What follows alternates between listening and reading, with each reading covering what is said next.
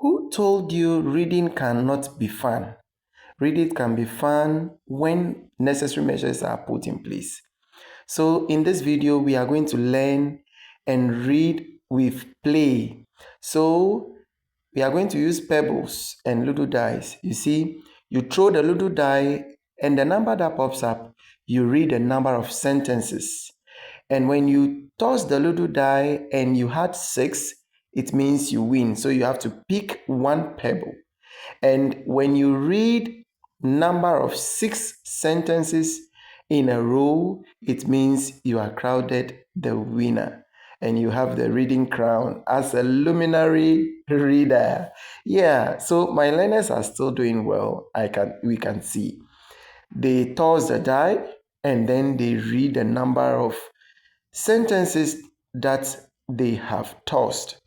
Yes. See, very fun. It's very awesome. You see learners being happy to read. When you are an excellent reader, they can read fluently already. Sometimes reading become boring.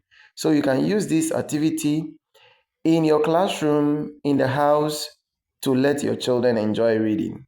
Bye bye. Have fun.